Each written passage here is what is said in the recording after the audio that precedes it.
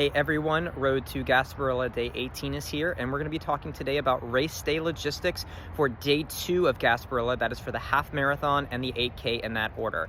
I'm Coach Kyle from Freedom Running Club, and if you are running on Day 1, which is the 15K and the 5K, the previous video in this series is going to be talking about the logistics specific to those two events. There are going to be some things repeated in this video, but there are some specifics about these two that I really think warrants its own video. If you're looking for help on training, we're in the last 2 weeks here. There's not really a lot that's going on that should be different from your training, except that you're in the tapering phase. A couple videos ago, we did talk about some tapering logistics if you're still kind of just starting that or want some practical applications for your tapering strategies. But logistics, they're important to have kind of set up to reduce the stress on race day. You've done a lot of hard work to get to this point. You're doing either the half marathon, the 8K, or maybe you're doing both on this day. Maybe you're doing all 4 races. And you want to reduce all the stress that you can with a really good plan, and that's the whole key here. So I'm going to repeat the same thing I said in the other one, the other video on this. If you're running the first race of the day, which is the half marathon, I would really strongly recommend getting there at least 90 minutes before. That's going to allow you to park where you want, you know, if you're doing gear check, use the bathroom, all those different things. And that means that you're going to be getting there very, very early for this race. The Gasparilla Half Marathon starts at 6 in the morning. It's one of the benefits, or one of the beautiful things of here in Florida. Our races start extremely, extremely early. If you're not used to that, just be aware. That does mean that I recommend being there at 4:30 in the morning. That's just kind of the name of the game when it comes to this. It's the one thing that I really don't love about this, and the reason why they do it is they want people who are going to run both races to have the opportunity to finish the half and still run the 8K. It's not the way I would do it, but that's perfectly fine. This is an amazing event, and it's the one small drawback of the half marathon. It's not the end of the world, but I would definitely recommend getting there at 4:30. Really going to help yourself out if you do take a nap the day before, take naps in the days leading up to it so that you're nice and rested. I would still recommend parking at the Pam Iorio garage or the Whiting garage. Same thing I talked about for the 15K before and the 5K. The Pam Iorio garage is a little bit further away. That's the one that's right by the Lightning Stadium. And then the Whiting garage is a little bit closer. It's a little bit harder to get out of. So just kind of, you know, do you want to do a slightly longer walk going there, or do you want to have a little bit of aggravation getting out? It's kind of up to you in terms of that. I would not park at the Tampa Convention Center. They close down entrances, they close down roads. It's just really inconsistent, I find, and I find it's a lot more stressful if I ever try to park in the Tampa Convention Center for this event.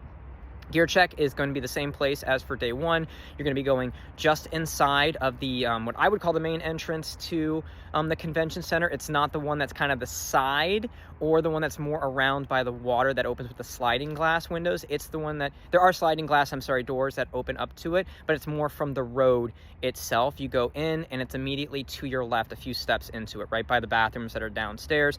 Gear check is really, really good. I've never seen it take longer than 5 minutes. Maybe this is the year that it takes longer, but they're usually very, very efficient when it comes to gear checking situations. And then there are bathrooms right there. So if you've gotten there an hour and a half before, like I recommend for the half marathon, you can do your gear check, go right to the bathroom, and you're good.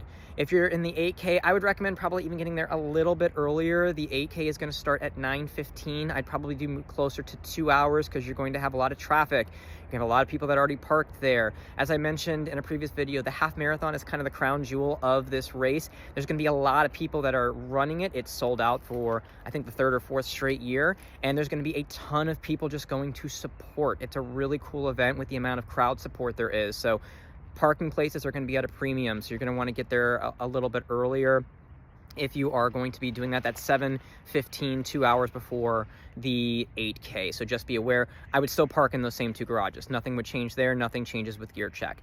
As I mentioned in the previous video, there are going to be a bunch of porta potties. There's going to be those actual bathroom facilities in the convention center sometimes, and I was able to do this last year. You go up the stairs. There are bathrooms that are up there too. In years past, sometimes they've blocked them off. Last year, they were not blocked off. So you might actually find those are open to if you need to. Now, 2 big differences here for the start. The half marathon is going to be the longest walk from the convention center to the start line, right? That's a little bit over a half mile. So plan on maybe about a 10-minute walk. I think it's like 0.6, 0.7 away. You're going down that little tunnel that's by the convention center. And then I believe you go back up over the Platt Street Bridge. It's kind of in a slightly different place. They move it around a little bit each year, but it's always going to be the longest walk from the convention center. And I would recommend being in the convention center right before. If it's hot, cold, any elements, it's a good place to meet people if you are, and the bathrooms are all right there too. But just note that for the half marathon, a little bit of a longer walk, you're dealing with probably about 10, maybe 15 minutes, but it's usually more like 10 minutes, I would say. 8K is a little bit closer, more like a 5-minute walk. It's going to be about a quarter of a mile to maybe a third of a mile from the convention center. Warm-up situation, basically the roads are going to be all closed down for you. You guys are the main center of attention being in this race. So the warm-up situation is not an issue. You're going to have plenty of places to move around. Now, let's talk about the start. There's 2 main waves for the half marathon, and there's an elite corral too. So I believe it's if you're under 90 minutes projected or have run in the half marathon, you're in that kind of elite area. If you're in there, great. You're going to start, the gun goes off, the timer starts right at 6 o'clock. That's when the elite wave starts. And then pretty much the under 2-hour projected time wave goes right after them. And then there's going to be an over 2-hour wave. Everybody kind of starts at the same time, but the over 2-hour wave is just further back, and you move closer to the starting line as people filter through.